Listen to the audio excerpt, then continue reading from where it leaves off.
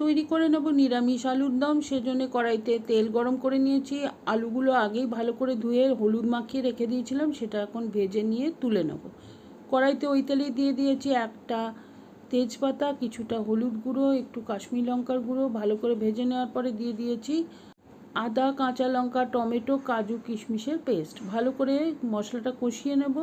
তারপরে দিয়ে দিচ্ছি লবণ, আন্দাজ মতো লবণ দিয়ে ভালো করে মিশিয়ে নিয়ে মশলাটা যখন তেল ছাড়তে লাগবে তখন দিয়ে দিয়েছি কিছুটা ভাজা মশলা। মশলাটা দিয়ে ভালো করে মিশিয়ে নিয়ে দিয়ে দেবো ভেজে রাখা আলুগুলো দিয়ে এখন ভালো করে মশলার সাথে 4-5 মিনিট ভেজে নেব মিডিয়াম হিটে। তারপরে দিয়ে দিচ্ছি 2 টেবিল চামচ টক দইটা দিয়ে ভালো করে মিলিয়ে নেওয়ার পরে দিয়ে দিচ্ছি জল। এরপরে দিয়ে দিচ্ছি আন্দাজ মতো একটুখানি চিনি আর কয়েকটা কিশমিশ। তারপরে ফুটে উঠলে ঢাকনা দিয়ে 10 মিনিট রান্না করে নেব মিডিয়াম হিটে।